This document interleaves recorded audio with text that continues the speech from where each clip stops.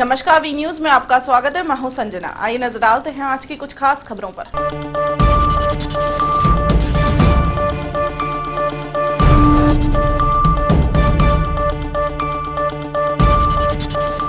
देश की राजधानी डोली दिल्ली समेत देश भर के 11 राज्यों में भूकंप के झटके महसूस किए गए। इस भूकंप का केंद्र बिंदु अफगानिस्तान था। दिल्ली समेत देश के 11 राज्यों में भूकंप के झटके महसूस किए गए। करीब 2:39 पर 20 सेकंड तक भूकंप के तेज झटके महसूस किए गए। लोग डर कर घर और ऑफिस के बाहर निकलने लगे। जानकारी के अनुसार दिल्ली एनसीआर समेत उत्तर भारत, पाकिस्तान और अफगानिस्तान में भूकंप के तेज झटके महसूस किए गए। काफी देर तक ये झटके लगातार महसूस होते रहे। इनका केंद्र बिंदु अफगानिस्तान के हिंद कुशा इलाके में था। तीव्रता रेक्टल पैमाने पर 7.7 थी। झटके पूरे अफगानिस्तान के अलावा पाकिस्तान, भारत, उज्बेकिस्तान और दक्षिण एशिया के कई देशों में महसूस हुए। ਹੁਣੇ ਥੋੜੀ ਦੇਰ ਪਹਿਲੇ ਅਸੀਂ ਬੈਠੇ ਹੋਏ ਸੀ ਰੂਮ ਦੇ ਵਿੱਚ, ਇੱਕਦਮ ਬੜੀ ਉਹ ਬਿਲਡਿੰਗ ਹਿੱਲੀ ਹੈ ਤੇ ਭੂਚਾਲ ਆਇਆ ਸੀਗਾ ਤੇ ਅਸੀਂ ਸਭ ਨਿਕਲ ਕੇ ਬਾਹਰ ਆਏ ਤੇ ਕਾਫੀ ਲੋਕ ਬਾਹਰ ਆਏ ਹੋਏ ਨੇ ਔਰ ਇੱਕਦਮ ਦਹਿਸ਼ਤ ਦਾ ਮਾਹੌਲ ਬਣ ਗਿਆ। ਲੋਕਾਂ ਨੂੰ ਡਰ ਲੱਗਣ ਲੱਗ ਪਿਆ ਔਰ ਮੇਰੇ ਖਿਆਲ 'ਚ ਈਸ਼ਵਰ ਕਰੇ ਕਿ ਸਭ ਜਗ੍ਹਾ ਤੇ ठीक ही होया है, कोई नुकसान ना होया है। कुरुक्षेत्र जिला कारागार में नहीं सुरक्षित कैदी। जेल में 2 कैदियों में हुई भिड़त, दोनों जख्मी। नशे में धुत एक कैदी ने दूसरे पर बोला हमला। कुरुक्षेत्र जिला कारागार में आजकल कैदी भी सुरक्षित नहीं है और अक्सर सुर्खियों में रहने वाली कुरुक्षेत्र जेल आज फिर उस समय चर्चा में आ गई जब जेल में 2 कैदी भूपेंद्र और विनोद में जोरदार भिड़त हो गई, जिसमें दोनों चोटिल हो गए। दोनों कैदियों को कुरुक्षेत्र के लोक नायक जयप्रकाश अस्पताल में इलाज के लिए लाया गया। अस्पताल में इलाज के लिए लाए गए एक कैदी भूपेंद्र की बात पर जरा गौर करिए तो सारी कहानी समझ आ जाएगी। भूपेंद्र के मुताबिक विनोद नशा करके आया और मुझ पर हमला बोला और कान पर चोट मारी। यानी जेल में विनोद के पास नशे का सामान कहां से आया? जबकि विनोद के मुताबिक उससे भूपेंद्र ने गाली दी, जिस कारण उसे गुस्सा आ गया और आपस में इन दोनों की झड़प हो गई। अस्पताल में इलाज के लिए दोनों को लेकर आए पुलिस जांच अधिकारी जर्नैल सिंह ने कुछ भी बताने से इनकार कर दिया, जबकि इलाज कर रहे अस्पताल के डॉक्टर शैलेंद्र शर्मा ने दोनों लोगों को जेल से लेकर आने और चोटिल होने की पुष्टि। सर कुछ नहीं, टीवी देख रहा था जी। टीवी के आगे ना मेरा बिस्तरा लगा था, ये नशा करके आ रहा था जी। इसने कैप्सूल कुप्सूल खा रखे थे जी। एक सेकंड, ये कह रहा है जी अपना उधर कर ले अपना उसको, और 2-3 इसके साथ में थे जी। वो आगे लड़ाई गिलास गुलूस लेके चम्मच कट्टन लेके आगे मारने लगे। तो कहाँ पर लड़ाई बजी है जी? कहाँ पर लड़ाई बजी आपकी? लड़ाई जेल में बजी। नशा कर रखा है जी। क्या बैरक नंबर क्या है? 5 की 2 है जी। क्या नाम आपका? मेरा भूपिंदर सिंह है जी। ये भी विनोद उर्पोला जी।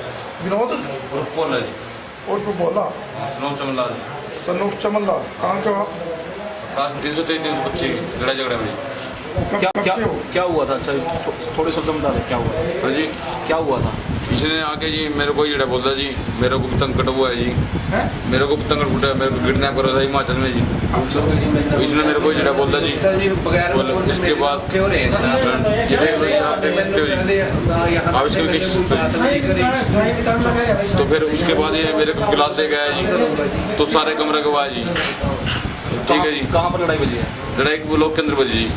जेल के अंदर? हाँ जी, जेल के अंदर। टाइम 2 बजे थे जी। क्या नाम आपका? जी मेरा नाम विनोद उर्पोला जी।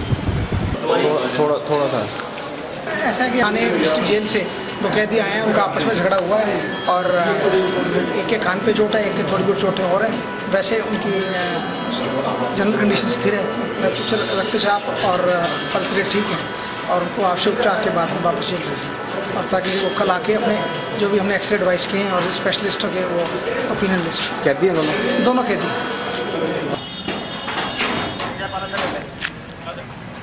कुरुक्षेत्र से मनोज सिरोही की रिपोर्ट।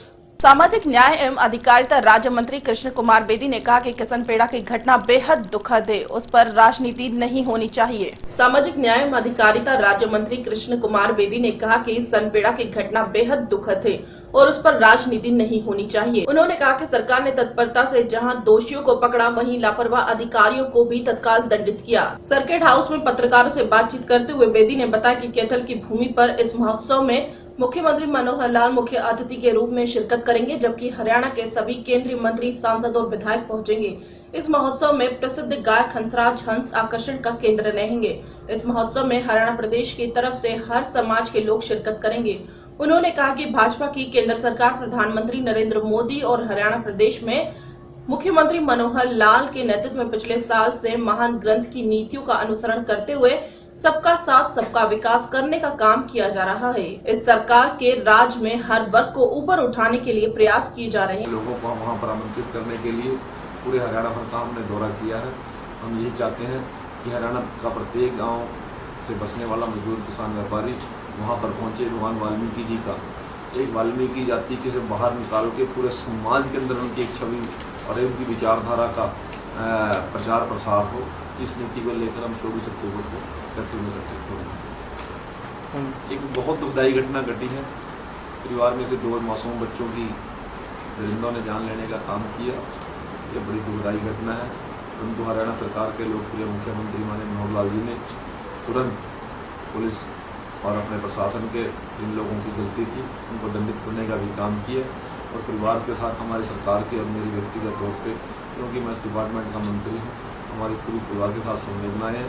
मैं आपके माध्यम से हरियाणा प्रदेश के सभी गरीब, मजदूर, दलित को ये विश्वास दिलाना चाहता हूँ, सरकार हर व्यक्ति की सुरक्षा और स्वाभिमान पर किसी प्रकार की आँच नहीं आने देगी।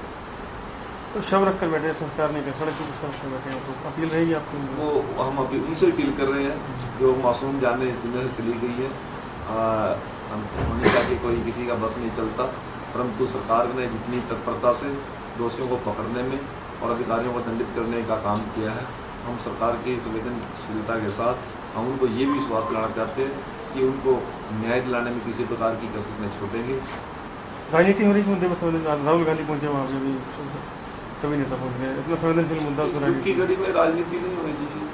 मासूम जाने गई है और परिवार के प्रति सहानुभूति तो होनी ही चाहिए और लोगों को ये विश्वास भी देना चाहिए, रहना चाहिए कि सरकार किसी प्रकार के उनके प्रति ढिलाई नहीं बरतेगी और दोषियों को सजा देने में कोई कसर नहीं छोड़ेगी।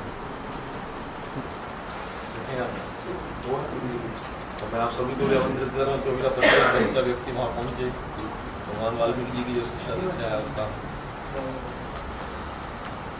आज तक केवल भगवान वाल्मीकि कार्य में पढ़ते हैं, सर्व समाज को।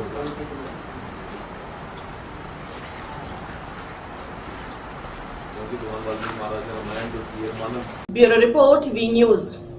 करनाल स्थित विश्राम गृह के निकट एक खाद से भरा ट्रक अनियंत्रित होकर पलट गया, जिसकी चपेट में आने से एक रिक्शा चालक गंभीर रूप से घायल हो गया, जिसे इलाज के लिए करनाल के निजी अस्पताल में भर्ती कराया गया।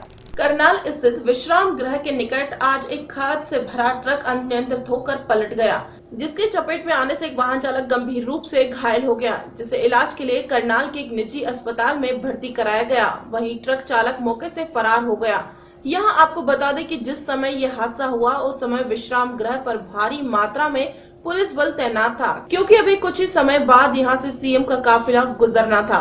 पुलिस कर्मियों, विश्राम गृह कर्मचारियों ने कड़ी मशक्कत के बाद खाद की बोरियों के नीचे दबे रिक्शा चालक को निकालकर अस्पताल पहुँचाया।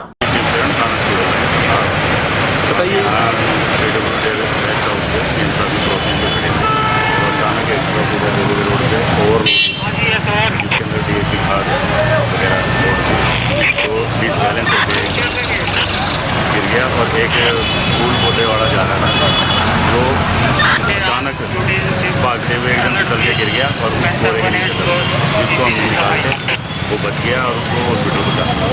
ऐसे साहब मौके का चोट लगी है और ड्राइवर तो एकदम वो गाड़ी पलटते ही निकल के गया। लोडिंग गाड़ी ये अचानक VIP ड्यूटी पर खड़े थे, जैसे ये आया और मैं अंदर से ड्यूटी करता हूँ रेस्ट हाउस में। मैं अंदर बैठा हुआ था, एकदम से उधर से गाड़ी आई और इसमें पता नहीं हवा निकला, पता नहीं क्या हुआ। तो एकदम ट्रक पलट गया। उधर से एक रिक्शा वाला आ रहा था, तो वो रिक्शा वाला इसके नीचे आ गया। तो हम लोग से अंदर से आए, चाकू ले आए, तो इसका रस्सी काट के उसको बचाया। कंडीशन तो सर पता नहीं सर, उसको ले गए थे पुलिस वाले उठा के सर यहाँ से। पुलिस वाले भी मौके पे थे यहाँ पे, सब ने मिलकर सर उसको बचाया और ले गए सर। अभी उसको पता नहीं सर कैसा है। ठीक है, ड्राइवर लोग सर उसको निकल के पता नहीं कहाँ चले गए, ये नहीं पता सर। ट्रक नहीं गिरा सर, कट्टे गिरे सर उसके ऊपर। रिक्शा वाला साइड से जाते हैं इसके, तो सर कट्टे एकदम से गिर गए, ट्रक पलट गया तो कट्टे उसके ऊपर गिर गए। सर पूरा ओवरलोडेड है सर, इसमें कम से कम सर 100 कट्टे हैं, इसमें 50 टन माल है सर इसमें कम से कम। हाँ जी सर, एक ट्रक सर इससे पीछे भी आ रहा है, सेम लोडी है, जिसको सर कुछ कार्रवाई करना चाहिए। ऐसे कल को मतलब दोबारा और हादसे हो सकते हैं, तो इसके ऊपर सर पुलिस वालों को कुछ कार्रवाई करना चाहिए। करनाल से रामकुमार शर्मा की रिपोर्ट। करनाल के सत्य साई सेवा समिति द्वारा राष्ट्रीय स्तर पर अध्यात्म कवि सम्मेलन आयोजित किया गया, जिसमें विभिन्न प्रदेशों से बड़े कवियों ने भाग लिया।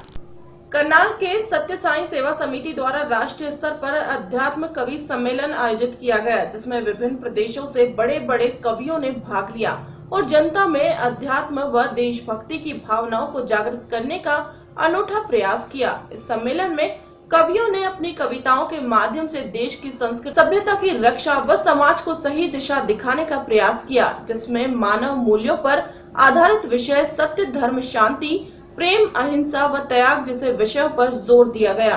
मुझे बड़ी खुशी है कि आज भारतीय भाषा प्रतिष्ठापन राष्ट्रीय परिषद एवं श्री सत्य साई सेवा संगठन करनाल इकाई द्वारा ये आध्यात्मिक कवि सम्मेलन का आयोजन हमारे श्री सत्य साई सेवा संगठन के सेंटर में आयोजित हो रहा है।